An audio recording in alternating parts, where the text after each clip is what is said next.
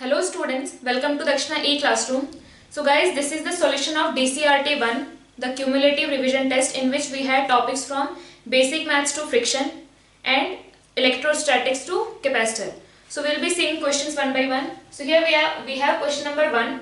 An apparatus is connected to an ideal battery as shown in the figure. For what value of current, power delivered to the apparatus will be maximum. So for what value of current in the circuit the power transfer will be maximum, correct? So this is the already made setup E and R, and we know that from maximum power transfer theorem what we should have, the already existing resistance in the circuit, the same should be the resistance of this, and in that case power will be maximum. So if this is R, this should be R, and in that case current will be equal to I is equal to E by 2R. So for this current the power is going to be maximum. Sometimes they will give that the resistance, internal resistance of this battery is R, let's say small r.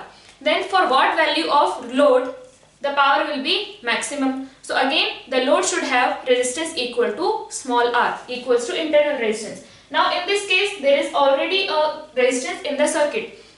So if we want to have maximum power, this resistance should be equal to resistance of this apparatus, and current in that case will be E by 2R. Option second. Question number 2. The reading of voltmeter is.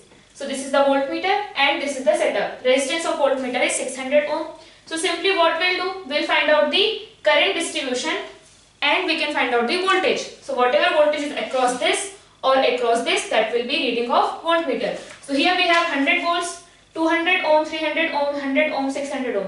So 600 ohm and 300 ohm. Resultant of this will be 200 ohm. Correct?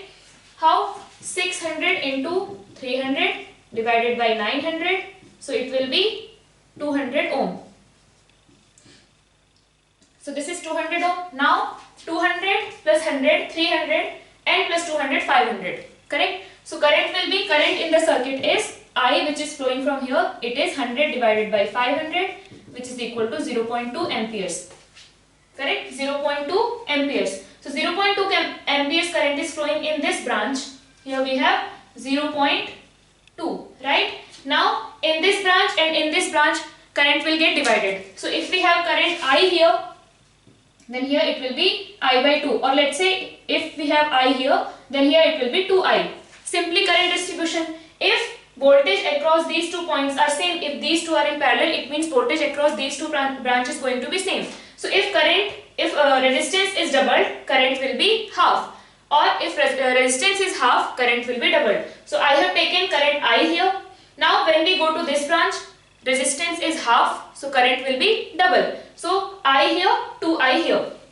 So 2I plus I, 3I is equal to what? 0.2. So I is equal to what? 0.2 by 3. Now we want to find out voltage across this. So voltage across 600 ohm resistance will be equal to what? 600 into 0.2 divided by 3. From here we will get 200 into 0.2. So it will be 40 volts. So voltage across voltmeter is 40 volts, or what we can say, that reading of voltmeter is going to be 40 volts. Now question number 3. In question number 3 it is given that if the reading of galvanometer is 0, if this galvanometer is showing 0 reading, then find the value of R. Now this setup, all of this setup is just for no use basically here. So now if you see carefully, these points are same, all these points are same. So sometimes what happens, all the time we have seen Wheatstone bridge like this, right? So if they give some other setup, we get confused. But here the setup is similar to this. You can connect this 10 ohm. Instead of connecting here, you can connect it here. All these points are same. Similarly, this 5 ohm, you can connect it here. This is 5 ohm, this is 10 ohm. So simply it's a Wheatstone bridge, and if galvanometer is showing 0 reading, it means this bridge is balanced, and I can write 10 by 5 is equal to R by 20, and from there I will get R is equal to 40 ohm. So simply there is nothing else to do. Simply the setup was, the resistance were connected like this. So in that case people will not be able to understand this, that this is a Wheatstone bridge actually, but it is, है ना, because all these points, the points from starting from here to here, all these points were same. So if I connect them in the given way or if I connect them like this, it is going to be same. Now it's a bridge which is balanced if I is 0. So for that 10 by 5 is equal to R by 20 and R will be equal to 40 ohm. Now question number 4. A battery of EMF E0 is equal to 12 volt is connected across a 4 meter long uniform wire having resistance 4 ohm per meter. The cells of small EMFs E1 is equal to 2 volt and E2 is equal to 4 volt having internal resistance 2 ohm and 6 ohm respectively are connected as shown in the figure. If galvanometer shows no deflection at the point N, the distance of point N from the point A is equal to. So we have to find out this distance. So this is again very simple question of potentiometer, and we will have such kind of questions only in potentiometer. Sometimes they will connect only one battery and resistance, sometimes they will connect 2 batteries.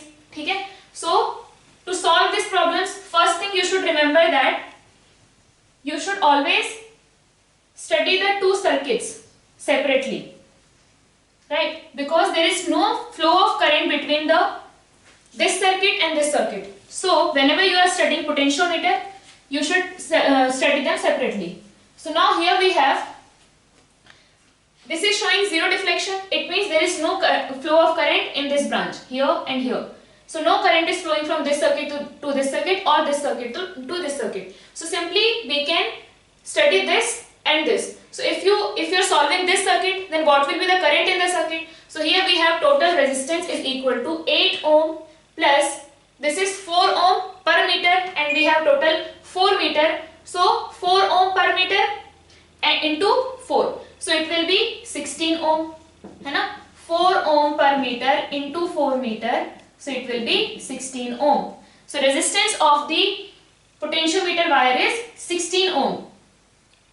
Now total resistance is 16 ohm. If we see this circuit, total resistance is 16 ohm plus 8 ohm. It is 24 ohm. So current in the circuit will be I is equal to 12 volt divided by 24 ohm. So I is 0.5 amperes. Current in this circuit is 0.5 amperes. So why did I find the current in this circuit? Because I need to find out voltage across this. When I will be able to find out voltage across this, then only I can relate these 2 circuits, right? So now let's solve for this circuit. So here we have, I have connected the polarity in wrong way. It is not like this. It is given like this. So basically here the EMFs are adding. So if we go from here to here, we have total 2 volt plus 4 volt, total 6 volt. And what is the resistance in the circuit? It is 8 ohm. So now we have 3 by 4 ampere current. It will flow like this, 3 by 4, it will flow like this from positive. So 3 by 4 ampere current is in this circuit. Now we can find out drop across this. So here we have, when we move from this point to this point, -4 and current is flowing in this direction, that's why plus IR. Current is flowing in this direction. We are calculating EMF or voltage drop against the current. So we'll write plus. So plus IR. I is 3 by 4 into R is 6. So from here we have -4 plus 4.5, that is basically 0.5 volts. So the voltage drop across this is 0.5 or potential difference across these 2 points is 0.5. It means potential difference across A and N should be what? It should be 0.5. Now across this, the total drop from A to point B, what it is? Delta V is equal to, current is flowing in this direction, current is flowing in this direction, and what is the resistance? Resistance is 16 ohm. What is the current? 0.5. So 16 into 0.5, I into R, it is equal to 8 volt. Now potential gradient will be delta V divided by length of wire, which is equal to 8 volt divided by length of wire is 4 meter. So it is 2 volt per meter. Now we want potential drop to be how much? 0.5 volt. So 0.5 volt is equal to 8 by 4 or delta V by L into L1. L1 is nothing but this length, है ना? So L1 will be equal to 0.25 meter, है ना? L1 will be equal to 0.25 meter, nothing but 25 centimeter. 0.25 meter means 25 centimeter. So simply what we have done. So in such type of problems, first thing is read these two circuits separately. If you want to relate this circuit with this circuit, or drop across this is going to be equal to drop across this, potential difference across this is going to be same as potential difference across this, because there is no flow of current in this branch, there is no flow of current in this branch. It means these 2 points are at same potential, these 2 points are at same potential, correct? So for that, calculate current in this circuit, then you will be able to find out the potential difference across this. And now when you solve this circuit, you will be able to find out potential difference across this. Now here we have some potential difference, let's say 10 volt, here it is at 8 volt, and we have, let's say, potential difference across these 2 points equals to 5 volt. So here it is 10 volt, here it is 5 volt. Where the null deflection will occur? It will occur at the midpoint of the potentiometer wire. So these kinds of problems you will have in potentiometer, and this is the only type which you are going to get in your exams. So बहुत ज़्यादा difficult नहीं है. If you solve 5-6 problems, you will be able to solve all the potentiometer problems. So answer is 25 centimeter. Question number 5. Voltmeter reads potential difference across the terminals of an old battery as 1.2 volt. Voltmeter reads potential difference across the terminals of an old battery as 1.2 volts. Correct? So we have a battery, and across it the voltmeter is reading what? 1.2 volt. So if you take a battery, you attach a voltmeter, you connect a voltmeter across this, and now when you are seeing the reading, it is showing the 1.2 volt. Why a potentiometer reads 1.4 volt? But if you measure that EMF of that battery with potentiometer, it is showing 1.4 volt. The internal resistance of battery is 40 ohm, then voltmeter resistance is. So let's say this was the battery. So first I connected potentiometer. So when we connect potentiometer, it shows us the exact value of EMF because there is no current. So in that case, what we'll have? This is potentiometer setup and this is the battery. Okay. So in that case, there won't be any current in this circuit, there won't be any current in this circuit, and because of which there won't be any drop across this. And in that case, whatever reading will be shown by the potentiometer, that will be the exact reading of this, because there is no drop across this. Whatever potential difference we have here, it is only because of this. So potentiometer always shows us the exact reading or exact value of EMF. So basically 1.4 volt is the exact value of the EMF. So this battery has EMF is equal to 1.4 volt and internal resistance is given as 40 ohms. Now when we are finding out with the help of voltmeter, it is showing the value of EMF is equal to 1.2 volt. Why it is showing like that? Because when we are connecting voltmeter, there is some current in the circuit. There is some current in the circuit. So this internal resistance is getting involved. This resistance of the voltmeter is getting involved, and because of which we do not get accurate results with voltmeter. But we use voltmeter because it is easy to use. It is compact and potentiometer has a big setup. So we use voltmeter. So now there is we don't have accuracy with voltmeter because there is a current involved in the circuit. Now if with voltmeter the reading is 1.2 volt, then what will happen? We will find out the potential difference across this. First we'll find out the current, and then we'll see what is the potential difference across this, and that will be the reading of voltmeter. And that's how we'll be able to find out the resistance of voltmeter, and that is asked in the question. So current in the circuit will be 1.4 volt, which is exact actual value of the EMF of the battery, 1.4 volt divided by, let's say it is R. So 40 plus R. This is the current in the circuit. Now this current is flowing from this resistance also. So if you want to find out potential difference across this, what will do? I into R, and which is given as 1.2 volt. So then we'll have 14R is equal to 480 plus 12R, and from here 2R is equal to 480 and R is equal to 240 ohm. So value of the voltmeter resistance is equal to 240 ohm. Now question number 6. In given circuit, current through 2 ohm resistance is current through 2 ohm resistance. Now there will be some current from here, let's say I, and there will be some current from here, let's say I dash. Correct? So it will flow this way and come back, because I has to come back from here. From here no current is going anywhere. Simply this current is going like this and coming back like this. So no part of this I is moving in this direction. Similarly I dash is moving in this direction and it has to come back in this way. So it is coming like this. So basically no current is flowing through 2 ohm. Also if you see, there is only one branch and there is no branch which is closing this circuit. If current flows from here, it has to, if some current is flowing from this circuit to this circuit, it has to come back in some other way, but there is no other way, so there won't be any flow of current in 2 ohm resistance. So it will be 0.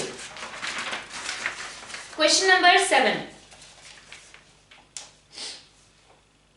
When two resistors are connected in parallel, then the equivalent resistance is 6 by 5 ohm. When two resistors are connected in parallel, R equivalent is 6 by 5. When one of the resistance is removed, let's say I have removed R2, then the effective resistance is 2 ohm. It means basically R1 is 2 ohm. If I remove R2, then only R1 is left, so R1 is 2 ohm. Then what is the value of the resistance of the wire removed will be? So what is the value of R2 basically? The resistance which we have removed.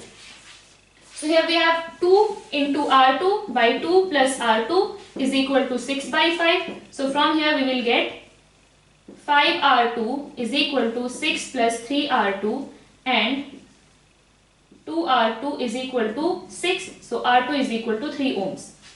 Now this you must have done a lot of time, that whenever we have 2 and 3 in parallel, 2 into 3 by 2 plus 3, 6 by 5. So this you must have used this many times. So directly by seeing 6 by 5 resultant, one of them is 2, directly you can get that R2 is going to be 3 ohm if you have done a lot of practice. So this is the method, but 2 and 3, their parallel equivalent is going to be 6 by 5. 2 into 3 by 2 plus 3, 6 by 5. So directly the value of R2 is going to be 3 ohms. Question number 8. The number of free electrons per 10 mm of an ordinary copper wire is about 2 into 10 to the power 21. So we have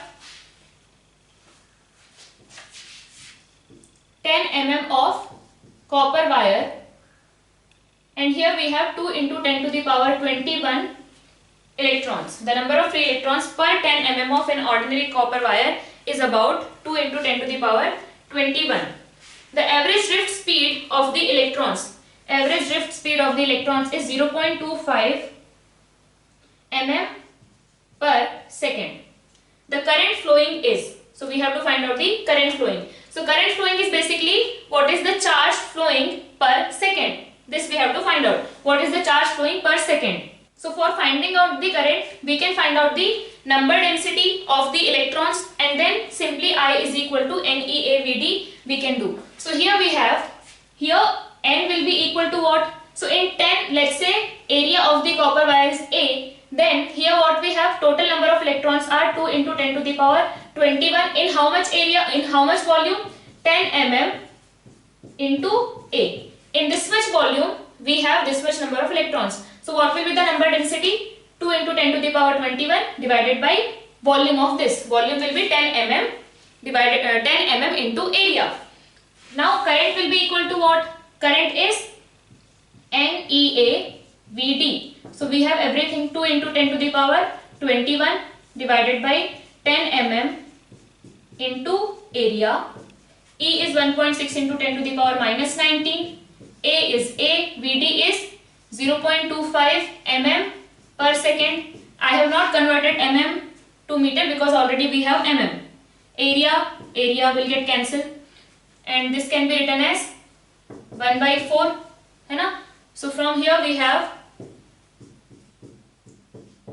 0.8 into, it will cancel one of these. So here we have 10 to the power 1.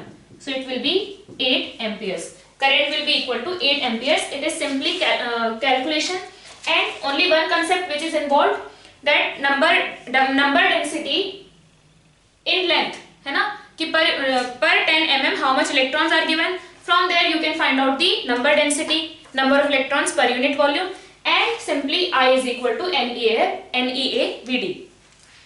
And when they are asking current flowing, we have to find out charge flowing per second. So which will be 8 amperes. Now question number 9. Two capacitors of capacitance 1 microfarad and 2 microfarad are charged to potential difference 20 volt and 15 volt as shown in the figure. 20 volt and 15 volt. If terminals B and C are connected together, B and C are connected together, yeah, B and C are connected together and A and D are connected together, then find the final charge of 1 microfarad capacitor. So basically this negative plate is connected to positive plate and this positive plate is connected to this negative plate. So if I draw the setup, it will be like this. This is A and B and this is C and D. So A and D are connected, B and C are connected. 1 microfarad and this is 2 microfarad. Then find the final charge of 1 microfarad capacitor. Correct. So now here we have V is equal to 20 volt and C is equal to 1 microfarad. Then what will be the charge on each plate? Q is equal to CV. We have Q is equal to CV. So charge on each plate is going to be 20 microcoulomb. Correct. So now here we will have, this is plus 20 and this is minus 20. This is 15 into 2. This will be, C is plus 30 and D is minus 30. है ना? C is positive, D is negative. So C is plus 30, D is minus 30. So now these two plates are connected and these two plates are connected. Correct? So now on these two plates total charge is how much? 10. And on these plates we have minus 10. So if we see, the final charge is here minus 10, here plus 10, right? And they are asking us to find out the final charge on 1 microfarad capacitor. So let's say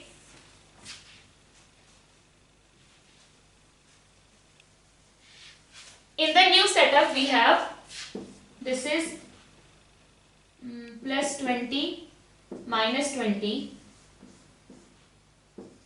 this is D means negative, so minus 30 plus 30. So let's say it has Q charge now.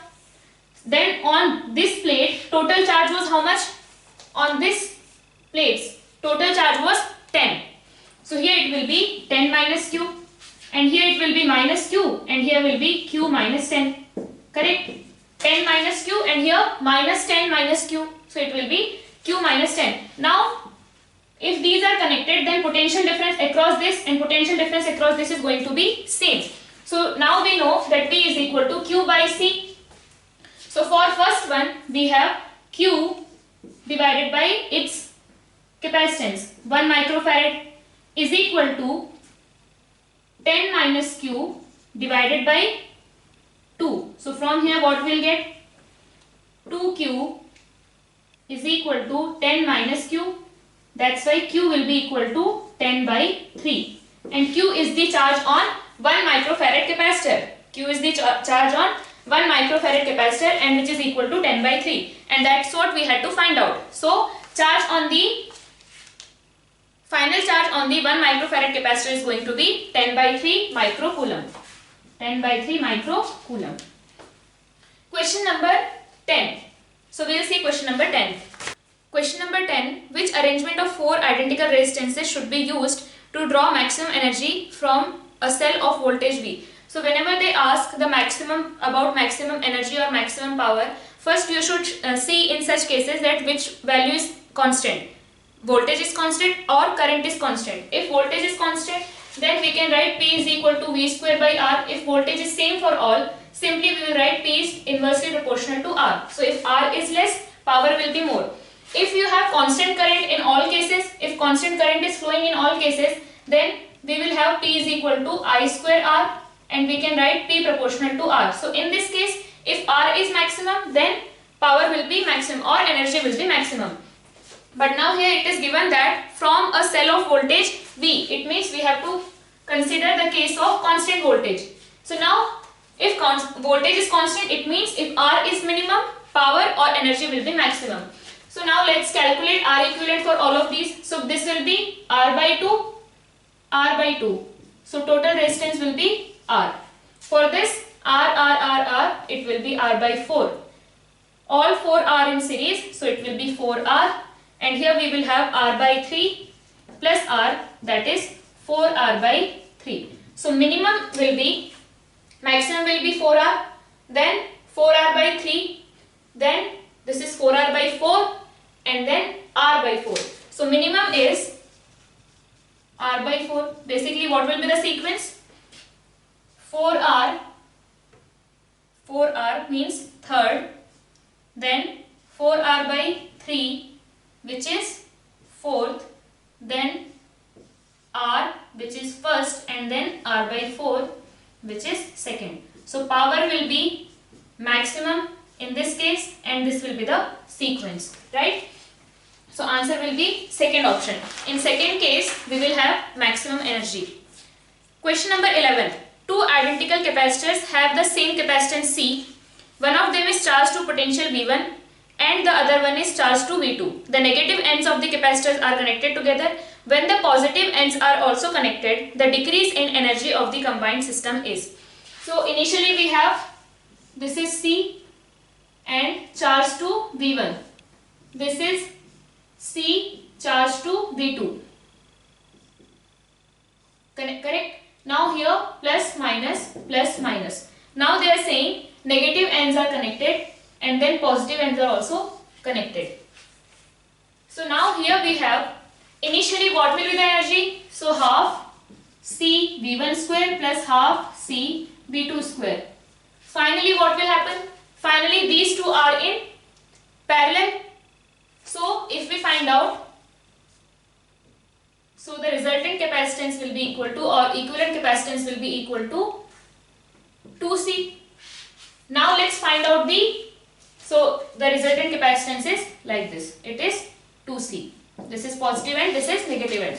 Positive are connected together, negative are connected together. Now here if we find out the voltage, so initially charge on this will be what? CV1, and here minus CV1, here CV2, and here minus CV2.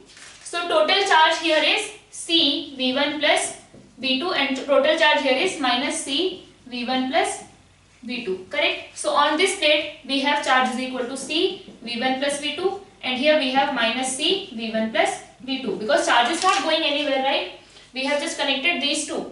So charge is not going anywhere. So this charge is there on these plates and this charge is there on these plates. So now here we can write new energy will be equal to Q square by 2C. We can write it like this, Q square by 2C. So now new charge is this. So C square V1 plus V2 square divided by 2C. 2. Now C is C equivalent, which is again 2C. So it is C square divided by 4C, or what I can write C divided by 4 into V1 plus V2 whole square. And initially we had U initial was half C V1 square plus V2 square. So now we have to find out the change in energy. So delta U is equal to C by 2 V1 square plus V2 square minus C by 4 V1 plus V2 whole square. V1 plus V2 whole square. So I'll expand this. So we will have like this. So now C by 2 is common. So I'll take it common. C by 2 and C by 2. See, here we have V1 square plus V2 square minus v1 square by 2 minus v2 square by 2 minus v1 v2. Correct? So now we have c by 2, v1 square by 2 v1 square minus v1 square by 2 will be equal to v1 square by 2. Similarly v2 square by 2 minus v1 v2. So if you take 2 outside, this will become c by 4 and v1 square plus v2 square plus 2 v1 v2. So it will be c by 4 into v1 minus v2 whole square. So answer will be 1 by 4 c v1 minus v2 whole square. So this will be the answer. Now question number 12. So in question number 12, when 2 into 10 to the power 16 electrons are transferred from one conductor to another, a potential difference of 10 volt appears on the conductors. So we have two conductors, we are transferring some charge, some electrons, 2 into 10 to the power 16 electrons from this to this. So what will happen? Let's say the charge of those electrons is q, then we are removing minus q charge from here and we are putting it on another conductor. So it will have excess of protons, it will have excess of electrons. So it will have plus q charge and it will have minus q charge. And potential difference between them is appear to be 10 volts. Calculate the capacitance of the two systems. So capacitance will be simply, if charge is q and minus q and potential difference is V, then what we write? C is equal to, we have q is equal to CV. So from here we will write C is equal to q by V. So q is 2 into 10 to the power 16 electrons. So 1.6 into 10 to the power minus 19, this is q divided by V. So we will get 3.2 into 10 to the power minus 3 minus 4. So the capacitance will be 3.2 into 10 to the power minus 4 farad. So this is the answer. Now question number 13. This is the arrangement. We have given q charge, minus q charge and 10q charge to three metallic plates. The final charge on inner and outer surface of plate C. So this is plate A, B and C. We have to find out inner and outer charge on the plate C. So in this case, how the charge distribution happens? So whatever is the total charge of these three plates, Q1 plus Q2 plus Q3, whole divided by 2 will be here and here. Correct? So here we have total charge 10Q minus 5Q, it is plus 5Q plus Q, 6Q. So 6Q is the total charge on these three plates divided by 3Q. Divided by 2, so it will be 3Q. So 3Q here, 3Q here. Enough? This thing you have to go and revise. I will not tell all those things here. If you have any doubt, I will explain that in the interactive sessions. Correct? So after seeing this solution, if you are not able to remember whatever was taught and whatever is the concept, here we use Gauss law, we find electric field at each point and then we use the Gauss law, and in that way we find the charge distribution. So here, if we have total charge, whatever is the charge, we will divide it by 2 and it will appear on the outermost surface of the arrangement.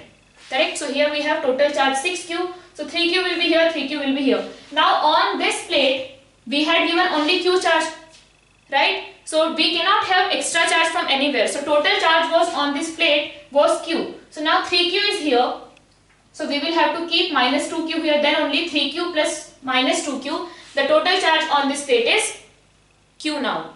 Now if minus 2Q is here, negative of it will appear on this. So here we will have plus 2Q. Now plus 2Q is here. Here we have total charge minus 5Q. So here we will have minus 7Q. Then only minus 7Q plus 2Q, we will get minus 5Q on this plate. So now minus 7Q is here. So plus 7Q will be here. So plus 3Q here plus 7Q here. So we have total 10Q on the plate C. So what is the charge on the inner and outer surface of the plate C? It is 7Q on the inner surface and 3Q on the outer surface of the plate C. So plus 7Q and plus 3Q, which is given in the second option. Question number 14. An electric dipole is placed along x-axis at the origin as shown in the figure. So this is the dipole. Electric field at a point P is parallel to the y-axis. So we have a point P whose coordinates are xy and at this point the field is parallel to y-axis. If x coordinate of P is root 2, so if coordinate are root 2 and y, which we don't know, then find the y coordinate. Correct? Now here electric field is parallel to y-axis. Now whenever we have two ideal cases, two standard cases when we find out the electric field due to dipole. एक होता है on the equatorial position and other one is on the axial position, right? And if we have some random position, if we have, this is the dipole, and from center of the dipole, if a point is at angle theta, then at that point there will be some field. So this is the, let's say field is like this. So now field makes an angle alpha. This is how we remember. So this is the point where we want to find out field. Now let's say field at this point is something like this. Now और इसको थोड़ा और different बनाते हैं. Let's say it is like this. This is the direction of field. Now this field will make alpha angle with the line joining this point and midpoint of the dipole. So from midpoint of the dipole we have a line to the point where we want to find out field, and that line is making angle theta. The electric field will make an angle alpha with this line, and this alpha and theta are related as tan alpha is equal to half tan theta, where alpha is the angle made by electric field with the line joining point and midpoint of the dipole. Theta is the angle made by the line joining point and midpoint with dipole axis. Clear? So here this is the equation. Now if you see here, this is theta and this is alpha. But one more thing which we can observe here is that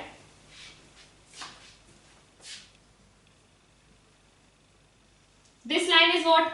Parallel to x-axis, and this angle is theta. It means this angle is also going to be theta. So we can write alpha is equal to 90 minus theta, because E is parallel to y-axis. It means E is perpendicular to x-axis. It means this angle is 90 degree. Alpha plus theta is 90 degree. So alpha is equal to 90 degree minus theta. And from here I can write tan alpha is equal to tan 90 minus theta, which is equal to cot theta. But we know that tan alpha is equal to half tan theta. So tan alpha is equal to half tan theta, and tan alpha is also equal to cot theta here. So from here we are getting tan square theta. Take it here, 1 by tan theta on this side. So tan square theta is equal to 2. So tan theta is equal to root 2. Tan theta is equal to root 2. Now for this point, I'll erase this. Now for this point which is P x comma y, for this point which is P x comma y, tan theta will be what? This is y and this is x. So tan theta is nothing but y by x for this point, y by x. This will be tan theta. Y by x will be tan theta. And tan theta is root 2. So y by x. And x is already given that it is root 2. So y will be equal to what? It will be 2. So y is 2 meter. X is given as root 2 meter. So y will be equal to 2 meter. Answer will be second option. So simply here we have used the concept of tan alpha is equal to half tan theta. So whenever we have the point which is not on the axial position or equatorial position, in that case, if that point makes an angle theta from the dipole axis, if that point makes an angle theta with the dipole axis, then electric field will make alpha angle with that line which is joining midpoint of the dipole and the point where we are finding out the field. And in that case we can relate tan alpha is equal to half tan theta. And also, if you don't remember this, the next question is exactly on this. And it is given in the question that tan alpha is equal to half tan theta.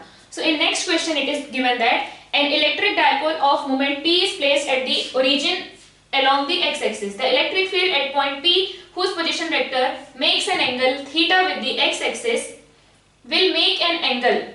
So the electric field at point P, whose position vector makes an angle theta with the x-axis, will make an angle. So basically they are asking us to find out the angle made by electric field with x-axis. The electric field at point P will make an angle with x-axis, and it is given that all these things are given, that this is theta, this is alpha, and here it is given that tan alpha is equal to half tan theta. So now if this is theta, it means this is theta. So what is the angle of field, electric field with x-axis? It is theta plus alpha, simply theta plus alpha, and here it is given tan alpha is equal to half tan theta, which can be used in the previous problem. So angle made by field with the line joining midpoint of the dipole and the point is alpha, but electric field makes an angle theta plus alpha with x-axis, theta plus alpha with x-axis and alpha with this line. Clear? Now question number 16. A particle of mass 2 milligram is having a charge 2 microcoulomb. Through what potential difference it must be accelerated starting from rest to acquire a speed of 10 meter per second. So if it is accelerated through a potential difference, it will gain some speed. So whatever will be the work done on it by electric field, that much energy it will get as kinetic energy. So if you see here, so kinetic energy is equal to half m, which is 2 into 10 to the power minus 3 v square, which is 100. This is the kinetic energy when it will have speed equals to 10 meter per second. And if it is accelerated from a potential difference, let's say v, then what will be the energy, potential energy it will gain? So that will be equal to potential difference into charge. So potential difference, let's say it is v. So v into charge. Charge is 2 into 10 to the power minus 6. So this must be equal to this. So half cancel. We have 10 to the power minus 1 is equal to v into 2 into 10 to the power minus 6. So we will have v is equal to 1 by 2 into 10 to the power minus 5 plus 5, or I can write 5 into 10 to the power 4. 5 into 10 to the power 4, it means 50 kilovolt. 50 kilovolt will be the potential difference through which it must be accelerated in order to gain a speed of 10 meter per second. So initially it did not have any speed, it did not have any energy. Now what we are doing, we are accelerating it from a potential difference. So it will gain some potential energy, and there will be some work done on this because of that electric field, and that work done will convert into the kinetic energy of the particle. So whatever is the kinetic energy, that must be the work done by electric field. So answer will be 50 kilovolt. Question number 17. A ring of radius r carries a charge q uniformly distributed over its length. A charge q is placed at its center, will experience a force equals to. So if you have a ring, then charge is uniformly distributed, then definitely at this point you are going to have zero force or zero field, because for every force, for every small charge, there is a charge on the opposite side. If this is attracting this particle at this point, then this will also attract, and net is going to be 0. So from all the direction it will have same charge and same field, and because of which there will be no field at center, no force at center. Now we will see question number 18. Question number 18. Two concentric spheres of radii capital R and small r have similar charges with equal surface charge densities. What is the electric potential at the common center? Correct. So they have same charge density. So question number 18. Equal surface charge density and similar charges. It means if they have positive, both of them are having positive. Correct. So here we have, let's say, potential on the common center. So let's say we have one sphere like this, another like this. This is R, this is capital R, and charge on this is Q1 and charge on this is Q2. Correct. So what will be the potential at the common center? So it will be KQ1 by R plus KQ2 by R. Correct. Now here we have 1 by 4 pi epsilon naught Q1 by R plus 1 by 4 pi epsilon naught Q2 by R. Now we want to find out the surface charge density. Surface charge density is given as sigma, and we have to find out the potential in terms of sigma only. So here it will be, density will be 4 pi Q1 Q by 4 pi R square. So that's why what I am doing, I am dividing and multiplying here by R and here by small r. So it will be Q1 by 4 pi epsilon naught 4 pi R square, it is sigma R by epsilon naught, plus this will be sigma R by epsilon naught. So simply potential at center is going to be sigma by epsilon naught R plus R. So these are very simple questions. Answer will be sigma by epsilon naught R plus R. Now question number 19. The electric field near the center of a uniformly charged non-conducting disk is E. So we have a non-conducting disk and it is uniformly charged, and near the center electric field is E. So when they are saying near the center, they are just trying to tell you that for that point near the center, the disk will look like an infinite plate, है ना? So let's say there is a particle, very small particle, ठीक है? That particle is over here. Now for that particle, this surface is, it looks like never ending. Here also for this particle it looks like never ending. So if we take a point very near to the surface of the disk, then this disk will be like a infinite plate, and in that case we can assume or we can consider this plate as infinite plate, and we can find out the electric field in the same way, the way we find out for infinite plate, and it is basically sigma by 2 epsilon naught. If the density is sigma, then sigma by 2 epsilon naught is the field near the infinite plate which is non-conducting. Now they are saying if the non-conducting disk is replaced by a conducting disk with the charge same as before. So charge is same as before, the new electric field at the same point is. So basically it is an infinite plate case. So for infinite plate, if it is non-conducting, for non-conducting plate, we have electric field, let's say at this point E is equal to sigma by 2 epsilon naught, right? Now we have replaced this with conducting plate, it will have the same area, everything is same. But sometimes what they say that density is same.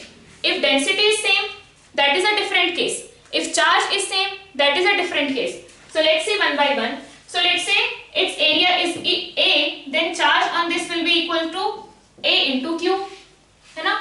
So we have distributed a charge over here, positive or negative maybe, whatever. So if area is A and charge is and density is sigma, then charge will be equals to A sigma. This is the charge on this disk. Now we have not changed the charge, but when we distribute or when we give this charge to a conducting plate, what happens? Charge will appear at this side also as well as on the other side. So now Q by 2 will be here and Q by 2 will be here.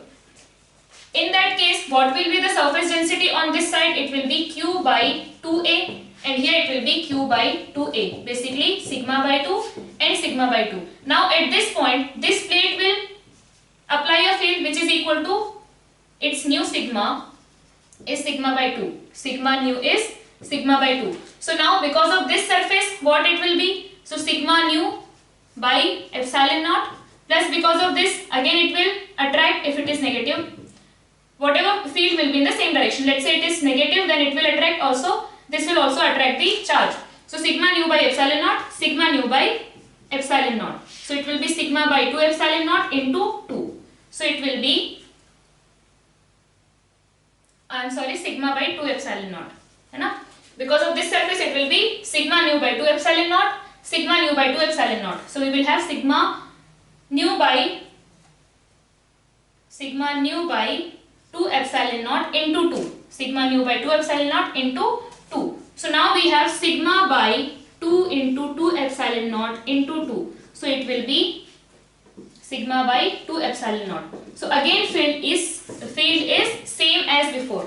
Now one thing to be noticed here is that when we have same density, if they say that density is same means now this plate has two surfaces. Density is same, it means charge per unit area is same. So here it is sigma, here it is sigma. If previously it was sigma, then in new case also it is sigma here and sigma here. In that case, because of this surface we will have sigma by 2 epsilon naught, and because of this surface we will have sigma by 2 epsilon naught, and total will be sigma by epsilon naught. But now because charge was same, that's why density is half now. If density is same, electric field will be double of the field in case of non-conducting plate. But if charge is same, then density is half. Here we have sigma by 2, here we have sigma by 2, and field is going to remain same. Correct? So in this case, we will have same field as before, which is equal to E. If they would have given that density is same, तब फिर क्या होता? Here we have sigma, here we have sigma. In this case, we have only sigma. So sigma by 2 epsilon naught. Here sigma by 2 epsilon naught, sigma by 2 epsilon naught. So total will be sigma by epsilon naught, double of the previous case. So double field. Question number 20. Two concentric conducting spheres of radii r1 and r2. The outer sphere is given a charge q. The charge q dash on the inner sphere will be. Inner sphere is grounded. So here we have inner sphere which has radius r1 and it is grounded. And outer sphere which has radius r2. We have given a charge q to the outer sphere. Now these are conducting spheres. So what will happen? For conducting spheres, all the charge will get accumulated on the outer surface, outermost surface. So we have given charge q to the outer sphere, so it will be appearing on the outer side. So here at the outer surface we have a charge q, right? Now if this sphere is grounded, then potential here should be 0. Potential of this sphere should be 0. So now let's say charge on this is q dash. Because of this q charge, there will be some potential here. Now for making that 0, it will have to gain some charge from the earth. So it will gain some charge q dash, and with the help of that it will make potential at this point is equal to 0. So now let's say what will be the potential at center? It will be kq by r2 plus, also if charge q1 is appearing at this point, at this sphere, at this surface we will have what charge?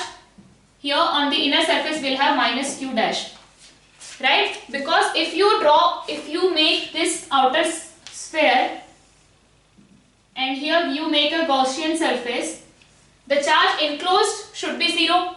Otherwise there will be some field inside this metallic sphere, but that is not possible. So if we have q dash here, minus q dash will appear on the inner surface of the outer sphere. Now if minus q dash is here, then again plus q dash will come here, because total charge on this was q only. It cannot gain or lose charge from anywhere. It is not grounded. So if minus q is appearing here, again some plus q charge will come here. But overall charge on this sphere is going to be q. Correct? Now at this point, if you find out potential due to this, so total charge on this is q. So kq by r2. Now because of this we will have kq dash by r1, right? And this is equals to 0. Kk will get cancelled. So we have q dash is equal to minus q r1 by r2. So the charge on the inner sphere is going to be q into minus of q into r1 by r2, if this is the condition that inner one is grounded, outer one is given a charge q. Correct? So in the charge on the inner sphere will be this. Question number 21. Charge q is uniformly distributed over a thin half ring of radius r. So we have a thin half ring of radius r and q charge is uniformly distributed. The electric field at the center of the ring. So these kinds of problem you have done many problems.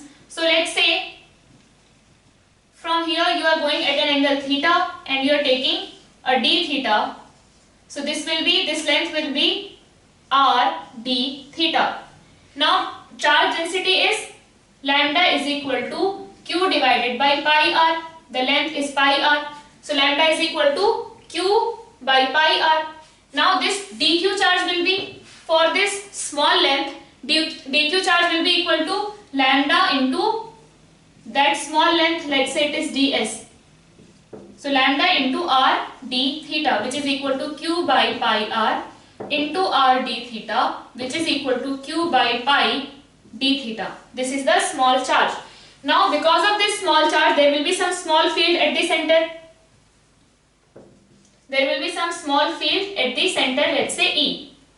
Correct? Now if you see here, same kind of, we can find out same kind of r d theta here, because of which there will be a field in this direction, and this component will get cancelled. This is theta, this is theta. So E cos theta will get cancelled because these are symmetric, and E sin theta will get added. So we will have 2E sin theta in this direction. 2E sin theta in this direction. Now what will be this small e? Not E, it is dE, because of only this much r d theta length. So this dE will be equal to what? dE will be equal to k dq by r square, है ना? K into dq by r square. So here we will have k, dq is q by pi d theta, and this is r square.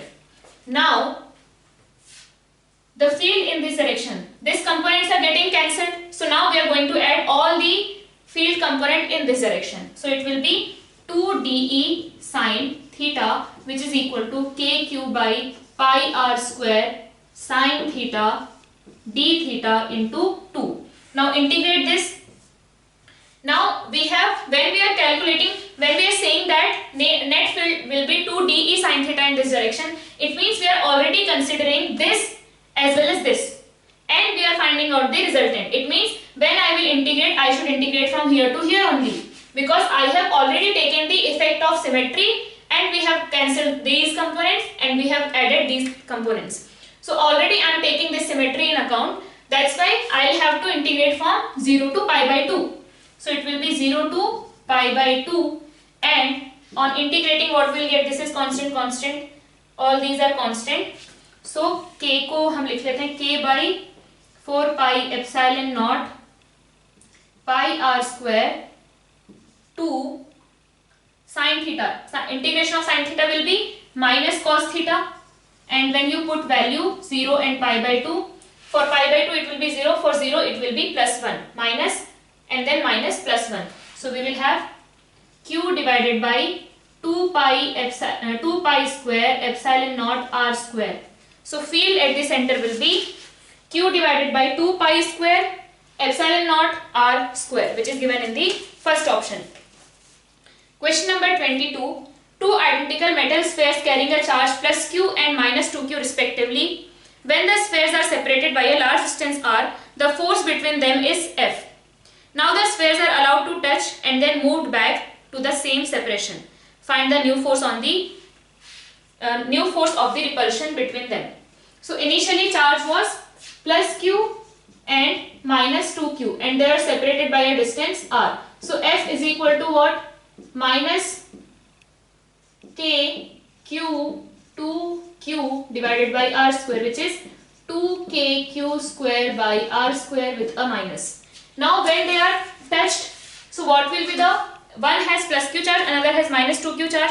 When they will be touched, so what will be the resultant charge? It will be minus 2q plus q divided by 2 on each.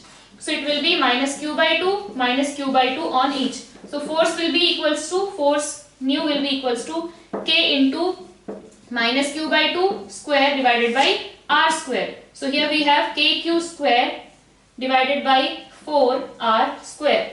So kq square, 2kq square by r square is F. 2kq square by r square is F. So 2kq square, 2 I will multiply and divide. So 2kq square by r square is F. So this will be F by 8. So new force will be F by 8. Question number 23. If the block shown in the figure does not move, the maximum value of F is. So setup is something like this. We have a block and a force is applied at an angle 60 degree with horizontal. Mu is equal to 1 by 2 root 3. Mass is equal to root 3. So here we have normal. So one component will be F sine theta and this component will be F cos theta. So normal will be equal to F sine theta plus mg. F sine theta is root 3 by 2 plus mg is root 3 into, or we can say 10 root 3. So this is normal. Maximum value of friction will be equal to 1 by 2 root 3 into F root 3 by 2 plus 10 root 3. Root 3 will get cancelled. So we have F plus 20 divided by 4 is the F max. Correct? Now we will keep on increasing the value of F. So friction will keep on increasing. And at some point friction will reach to its maximum value, and after that if we increase the force capital F, the block will move. So we have to find out up to what value we can increase the value of F so that the block does not move. So horizontal force is F cos theta. It means F by 2. So F by 2 should be equal to maximum value of friction. So F plus 20 by 4. So from here we have 2F minus F is equal to 20 and F is equal to 20 Newton. So for F is equal to 20 Newton, up to the value of F is equal to 20 Newton, block is not going to move. After that, block will start moving because it will go beyond this F cos theta will go beyond the maximum value of friction. Question number 24. A horizontal force F is applied to a frictionless pulley of mass M2. The horizontal surface is smooth. Acceleration of the block of mass M1 is. So here we can see it's a problem of constrained motion. So we are applying a force F to this. So let's say it is moving with an acceleration A. If it moves with an acceleration A, this will in 1 second it will be like A here. So we need A here as well as A here. This string cannot be supplied from here. So it has to move by 2A. So acceleration of this is going to be 2A. So now for this equation will be F minus T here and T here. F minus 2T is equal to M2 into A, and for this M1 T is equal to M1 into 2A. So from here we can write T is equal to 2M1A, and then F minus 4M1A is equal to M2A, and then A is equal to F divided by 4M1 plus M2. And we have to find out acceleration of M1, which is nothing but 2A. So 2A will be 2F by 4M1 plus M2. Second option. Question number 25. 3 blocks are placed as shown in the figure. A, B, C. Mass of A and B and C are M1, M2 and M3. M1, M2 and M3. The force exerted by block C on B is. Force exerted by block C on B. So if you see here, these two blocks will apply M1 plus M2 G force on C. On C, so here M1 plus M2 G force is applied on C, and in return it will apply a normal force here which will be equal to M1 plus M2 into G. Because if you see A plus B, it has M1 plus M2 G in downward direction and a normal force from C in upward direction, and these two should be equal because the system is in equilibrium. So this is going to apply M1 plus M2G on this, and this is going to apply M1 plus M2G on the A plus B. So the force exerted by block C on B. So they had asked block C on B. So now again this M1 plus M2G is applied between this surface. So it is basically by C and on B. Like if you want to say, you can say that on this complete system or on this block B. It will be same, M1 plus M2 into G. Question number 26. System shown in the figure is in equilibrium and at rest. So this is in equilibrium and at rest. The spring and string are massless. Now the string is cut. Acceleration of mass to M and M just after the string is cut. So here we have mg, here T which is equals to mg, Again here T which is equals to mg and its own mg 2 mg. So here tension will be 3 mg. Now when this string is cut, this block will have net force mg in downward direction because initially it has mg and T. Now T is gone, only mg is there, so it will move with, it has mg force in downward direction, its mass is m, so it will move with g downward. If you see here, initially on it we had 3 mg here, 2 mg here and T is equal to mg here. Now this is gone. This is not going to change because it's a spring. So this is not going to change. So now this is gone. So what net force we have? 2 mg downward, 3 mg upward. It means mg in upward direction. So net force on it is mg in upward direction. Its mass is 2m. So acceleration will be equal to g by 2 upward. So its acceleration will be g by 2 upward. So 2m will go by g by 2 upward and downward will move g downward. Question number 27. Which one of the following cannot be explained on the basis of Newton's third law of motion? Rowing of a boat in a pond. Definitely we are pushing the water away and boat is moving forward. This is third law of motion. Motion of jet in the sky. So it ejects some fuel and it moves forward or upward. Rebounding of ball from the wall. So here what will happen? It will hit the wall. It will apply some normal force and the ball will apply some normal force, and because of which it is going to move back. Fourth, returning back of a body thrown above. So when a body is thrown above, here the play which is there, it is only because of gravitational force. So we are throwing it with some velocity and it is continuously losing its velocity and coming back. It is because of gravitational force.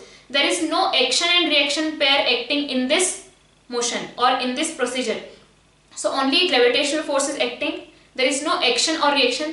And if you see here, there will be action and reaction because Earth is applying some gravitational force on the body.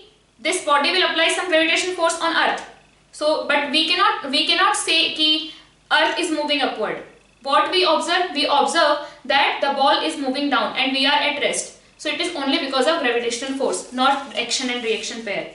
So answer will be fourth option. Question number 28. A particle of mass m initially at rest is acted upon by a variable force for a brief interval of time capital T. It begins to move with a velocity u after the force stops acting. F is shown in the graph as function of time. The curve is semicircle. It means if this is F and this is T by 2, then F is equal to T by 2. It is given T naught here. No, it is T and this is F naught. So F naught is equal to T by 2. Now it is starting from rest. It means initial velocity is 0. Correct? Now after this interval, after this point, force stopped acting. So the velocity will be fixed after this point, which is given as u. Now what is happening here? We have to find out the value of u.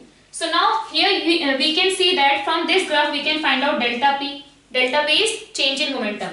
Change in momentum is nothing but mu minus mu initial, right? Where u is final velocity. So mu minus mu initial, and delta p is nothing but f delta t, or you can say f dt integration. It means area under ft curve. Area under ft curve will be what? So it is pi r square by 2. Pi r square by 2. So here we have pi, r is f naught. So pi f naught square by 2, or pi, this is what? Radius is t by 2 also. Radius is t by 2. So t square by 4 into 2. It means pi t square by 8, or what I can write? Pi r into r by 2, which is equals to pi, एक r को लिख दो f naught, एक r को लिख दो t by 2 divided by 2. It will be pi f naught t divided by 4. So here we have option u is equal to, so now this is what? This is delta p. Delta p is, this was 0. So delta p is mu and u is equal to delta p by m. So basically this by m, this by m, this by m, this by m. So this is delta p. Correct? So u will be equal to this divided by m, matlab pi f naught square by 2m. So that we have in option 1. U is equal to pi f naught square by 2m. U is equal to pi t square by 8m. U is equal to pi f naught t by 4m. So all these three options have the correct answer, and fourth option was all of the above. So answer will be fourth, all of the above. Question number 29. Four particles A, B and C are moving with constant speed. All these are moving with constant speed. A, B, C and D. Yeah. At the instant shown, relative velocity of A with respect to B, C and D. So velocity of A with respect to B, velocity of A with respect to C, velocity of A with respect to D. So it will be velocity of A minus velocity of B, velocity of A minus velocity of C, velocity of A minus velocity of D. Now just draw the vector. So velocity of A is this, minus velocity of B. So velocity of A is this, minus velocity of B means in this way. So resultant will be like this. So first will be this, VA minus VC. So VA is this, minus VC is this. So resultant will be like this. VA minus VD. So VA is this and VD is minus VD is this. So resultant will be like this. So VAB, VAC, VAD will be, this is VAC, VAB, VAC and VAD, which is given in the first option. Question number 30. A particle is projected horizontally with 20 by root 3 meter per second speed from some height at t is equal to 0. At what time will its velocity make 60-degree angle with initial velocity? So 60-degree angle with initial velocity means 60-degree angle with x-axis. Initial velocity is in x. So if it is making 60-degree angle with x, then this is velocity in x, this is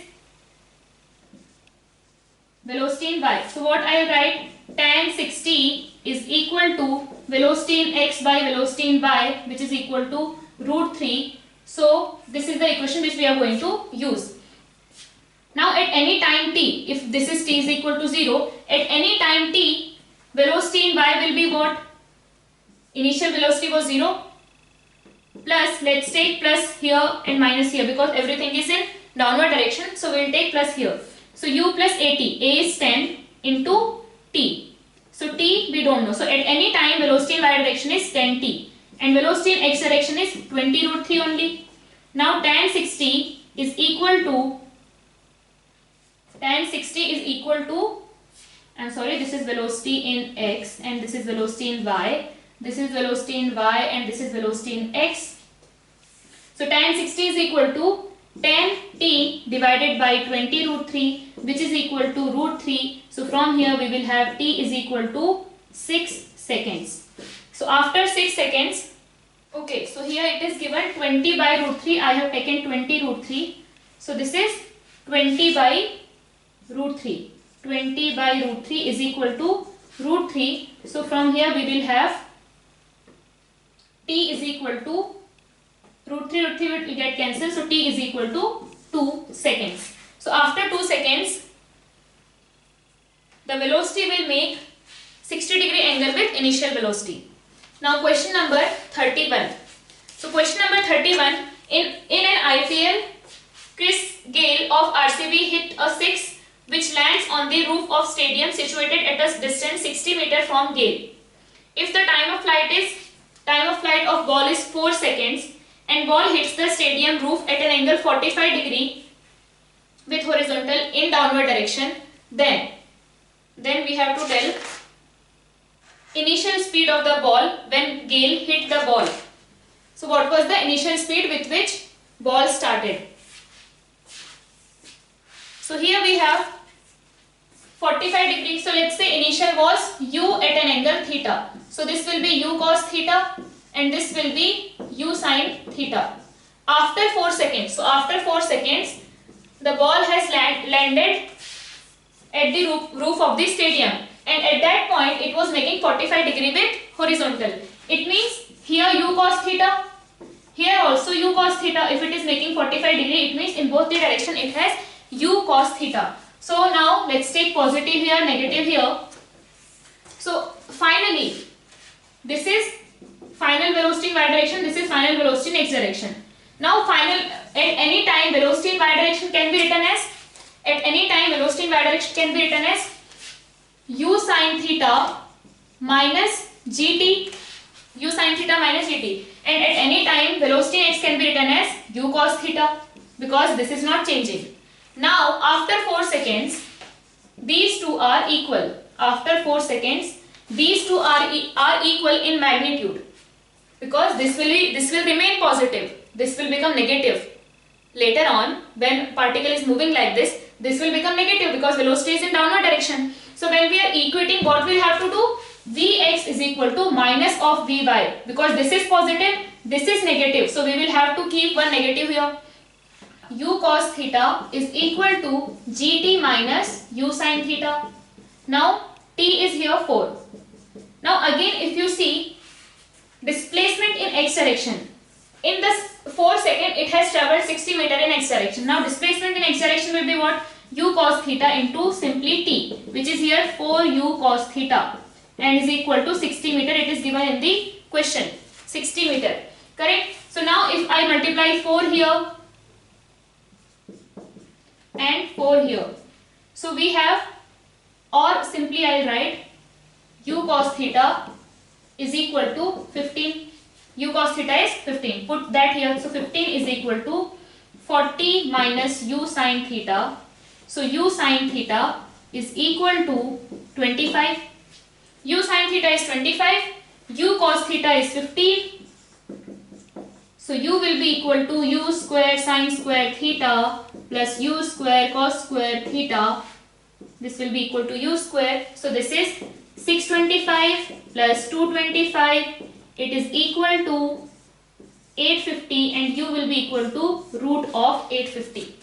Clear? So simply what we have done, because it was 45 degree, so at this point we have equated velocity, magnitude of velocity in x and magnitude of velocity in y. We have equated because it is making 45 degree. Now when we have taken positive here, negative here, the velocity here will be negative. That's why we have taken with a minus. So after 4 seconds, this is the condition of velocity, and after 4 seconds it has travelled a distance 60 meter in x. So in x it will be u cos theta t. From there we got u cos theta. Putting this in this equation we got u sin theta, and that way we are able to find out the initial velocity of the ball. It is root 850 meter per second.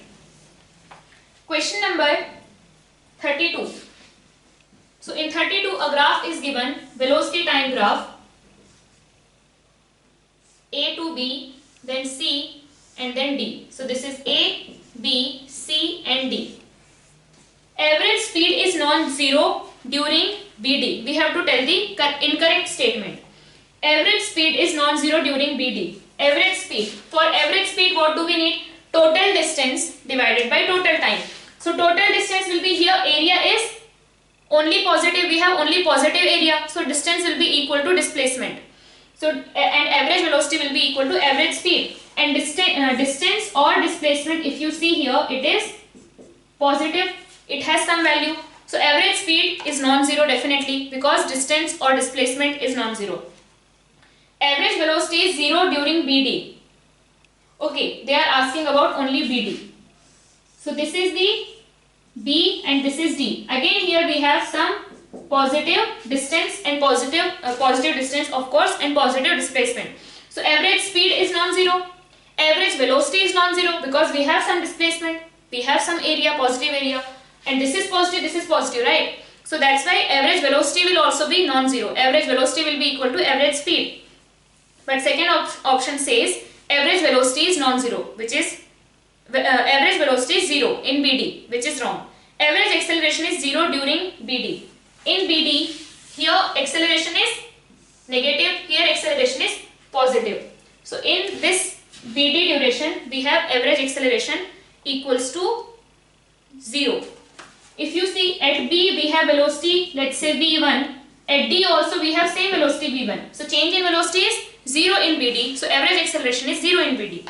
So and fourth option was all of the above. So incorrect option is only second. Question number 33. A stone is thrown vertically upwards from cliff with velocity 5 meter per second. It strikes the pond near the base of cliff after 4 seconds. The height of the cliff is.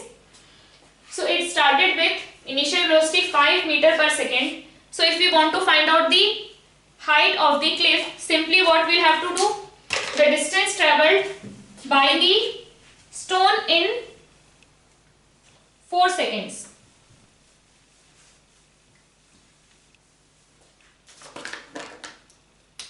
So it started with initial velocity is equal to 5 meter per second, and after 4 seconds it has landed here.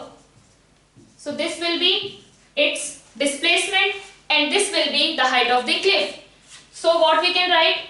Let's take positive here, negative here. So minus h, because it is in downward direction, its displacement is from here to here, which is minus h, is equal to ut. 5 into 4 ut minus half 10 into t square. So 20 minus 80, it is minus 60, is equal to minus h, so h is equal to 60 meter. Height of the cliff is 60 meter. Question number 34. A particle moving along a straight line travels 19 meter in the 10th second. If the particle starts from rest, then acceleration of the particle is given by. So this is the question of displacement in nth second. So you can remember the formula for displacement in nth second, or you can calculate, which is very simple to calculate. Calculate the displacement in n plus 1 second, calculate the displacement in n second, and you will get the displacement in nth second. So this derivation you have done in kinematics. I will just do directly from the formula. So displacement in nth second is equal to u plus a by 2 into 2n minus 1. So here it is given that initial velocity of the particle is 0. It is starting from rest, and this displacement is 19 meter in which second? 10th second. So a by 2 into 2 into 10 minus 1. So 19 is equal to a by 2 into this is 19. So a is equal to 2 meter per second square. Question number 35. A particle moving on a straight line travels 1/4 of its journey with speed 3v and 3/4 of its journey with speed v. So let's take 4 parts. So this is 1/4, 1/4, 1/4 and 1/4 of total. Or you can write d by 4, d by 4, d by 4 and d by 4. So this is travelled, 1/4 is travelled with 3v and this is travelled with v. The average speed of the particle in the journey. So v average is equal to what? Total distance divided by total time. So total distance is d, total time will be distance by speed plus this is 3d by 4. 3d by 4 into speed. So from here I will multiply 3 here and 3 here. So we will get d se d cancel. So here we have 10 divided by 12v. So it is equal to 1 divided by 10 divided by 12v. So it is equal to 12 by 10v, which is equals to 1.2v. So average will be 1.2v. So these are very simple. Total distance was d. Total time for this duration, time was distance by speed. For this duration, time was distance, which is 3d by 4 by v. And then rest is the calculation. Question number 36. The least count of a stopwatch is 0.2 seconds. The time of 20 oscillation of a pendulum is measured to be 25 seconds. The percentage error in the time period. So here we have least count. Least count is equal to 0.2 seconds. 20 oscillations are taking 25 seconds. It means time period is what? Time period is the time of one oscillation. So 20 oscillations are taking 25 seconds. It means one oscillation will take 25 by 20 seconds. Correct? So this is the time period. 25 by 20 seconds is the time period. And now our one measurement consists of 20 oscillations which takes 25 seconds. Right? So one measurement, ये जो least count होता है, this least count is of one measurement. और one measurement क्या है? One measurement is the this 20 oscillations. So in 20 oscillation, so एक measurement में जो एरर हो सकता है that is equals to least count. We have done a measurement, in that whatever error we can have is equal to the least count. So in 20 oscillations, possible error is 0.2 seconds. So in one oscillation, possible error is 0.2 by 20 seconds. Correct? So the possible error in one oscillation is this much, and time of one oscillation is this much. So percentage error will be delta t by t into 100. So in one oscillation, this is delta t, right? Error in one oscillation, है ना? So this is the delta t. So delta t is equal to 0.2 by 20. T is equal to 25 by 20 into 100. So what we'll get? 0.2 into 4%, which is equal to 0.8%. So the percentage error in the time period is equal to 0.8%. Question number 37. Due to some unknown interaction, force capital F experienced by a particle is given by the following equation. F is equal to A by R cube R vector, where A is positive constant and R is the distance of the particle from origin of a coordinate system. Dimensions of constant A are. So here we have ml t minus 2, and here dimension of A into this is R cube and again R here, so it is R square, so L minus 2. So A will be equal to, or dimension of A will be equal to ml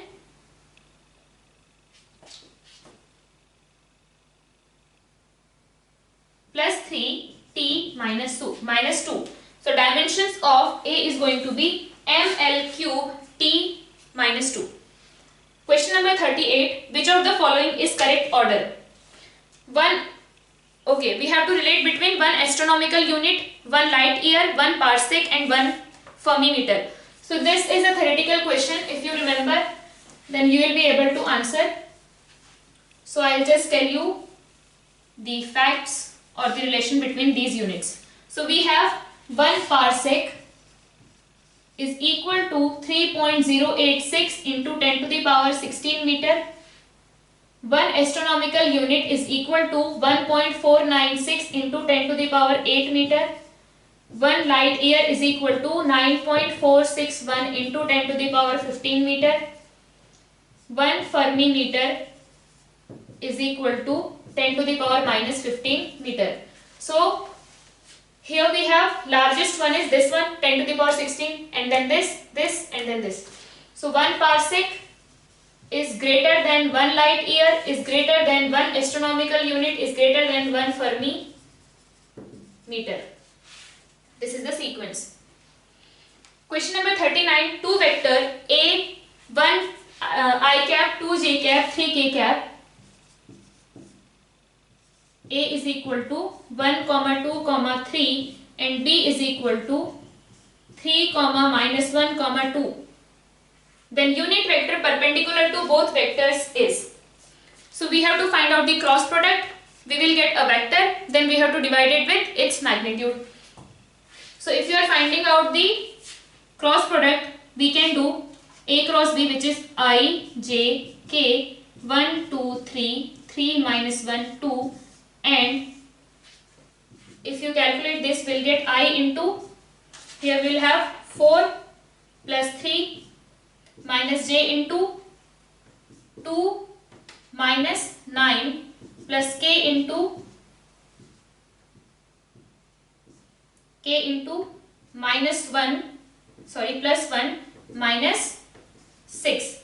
So it is 7 I cap plus 7 j cap minus 7, okay, this is minus 7 k cap. So now this is the perpendicular vector to the vectors A and B. Now we have to find out the unit vector along this. So for unit vector, what we'll have to do, we'll have to divide it with its magnitude. So its magnitude is going to be under root 7 square plus 7 square plus 7 square. It means root 49 into 3. So the vector which is perpendicular to A and B, and it is a unit vector, so it will be 7i plus 7j minus 7k divided by root 49 into 3, which is equal to 147. So this will be root 147. So this is the unit vector perpendicular to both vectors. Question number 40. What is the component of 3i plus 4j along I plus j? So we have A is equal to 3i plus 4j and B is equal to I plus j. Now what is the vector component along B, vector component of A along B?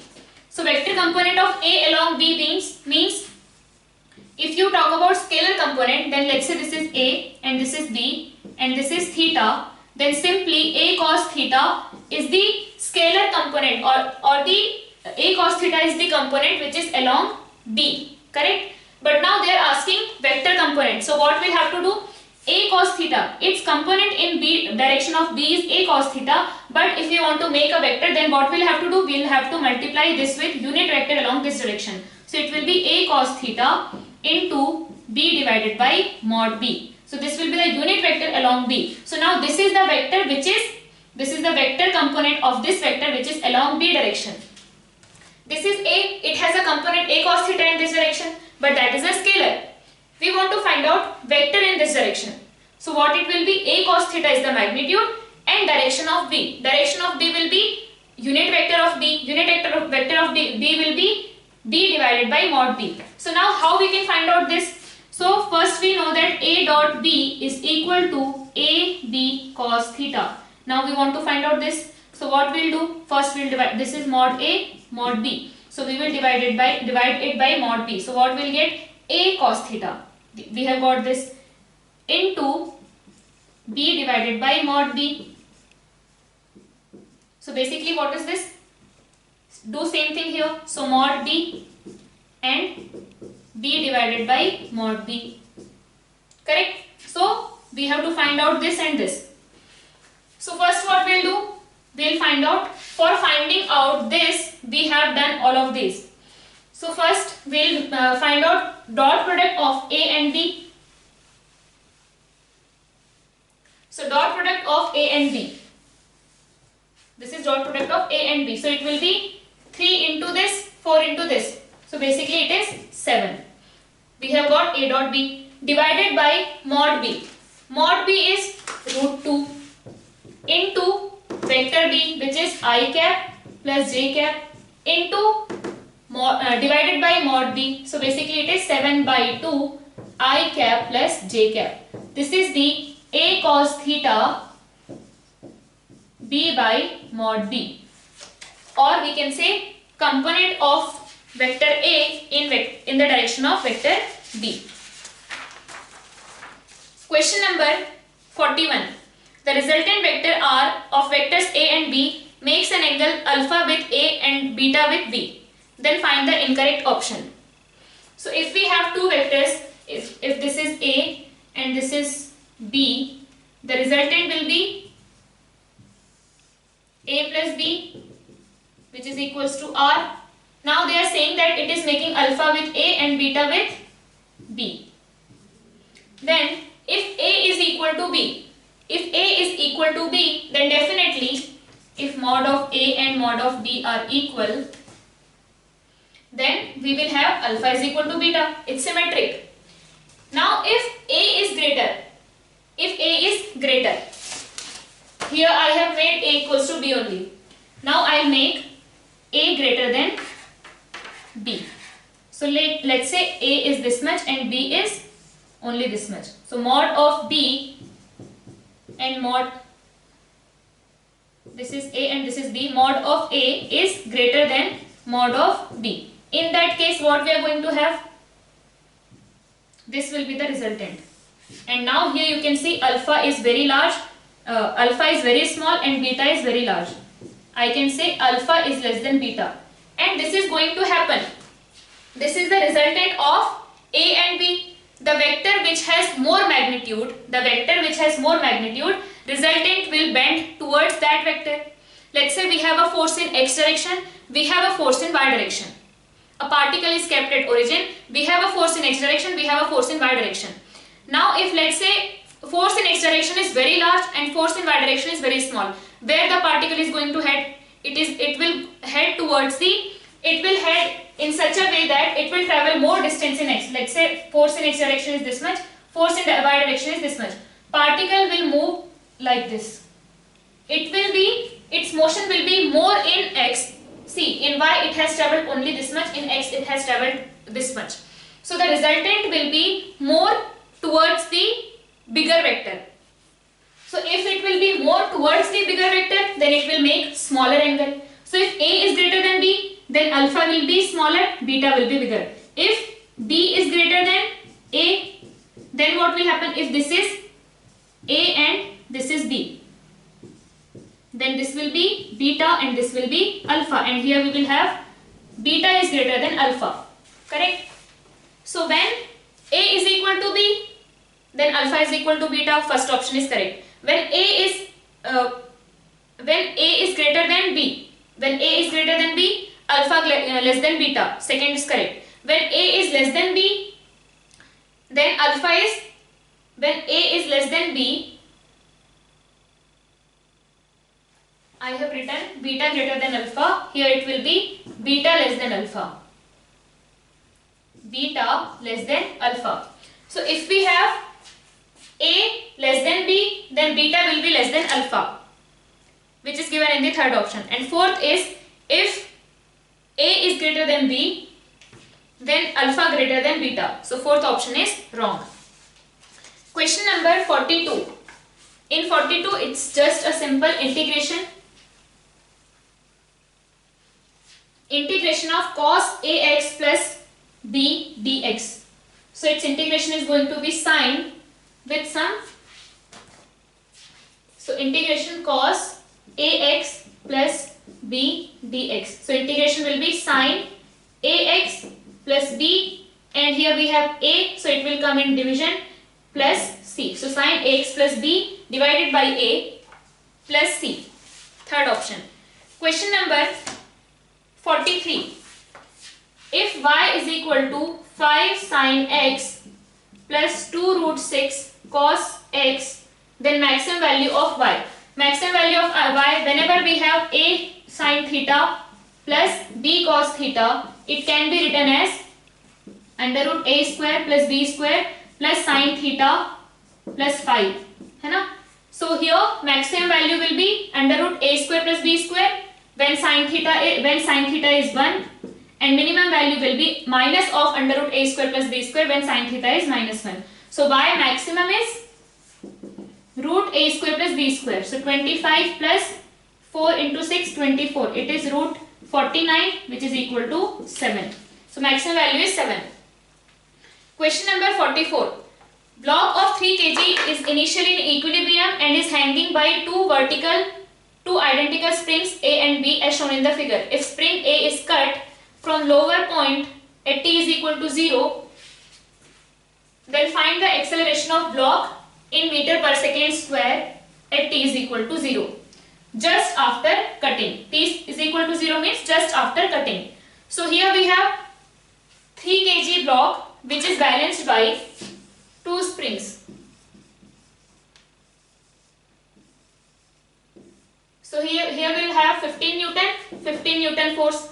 If I will remove this 15 Newton is not going to change. Here we had 30 Newton. So now initially what was the condition? 30, 15, 15 balanced. Finally what we have? 30 Newton here, 15 Newton here. So total will be 15 Newton in downward direction. So acceleration will be 15 divided by 3. 5 meter per second square in downward direction. Question number 45. In which of the following cases the net force is not 0? A kite skillfully held stationary in the sky. If the kite is stationary, it means it is not changing its state of motion. It means net force on it is 0. A ball freely falling from a height. Definitely it has acceleration, it means it has force. It has gravitational force. So second option is the answer. In that case, we don't have net force equals to 0. An aeroplane rising upward at an angle 45 degree with horizontal with a constant speed. Constant speed is again the case of f is equal to 0. There is no acceleration, means no force. Fourth, a cork lying on the surface of water. It is lying on the surface of water. It is not accelerating. It is not moving. It means its net force on it is 0. So these were the questions of DCRT 1. I hope you have performed well in your exam. Prepare for your next test, and if you still have some doubt in any question, you can ask us on the doubt group. So study well. Thank you.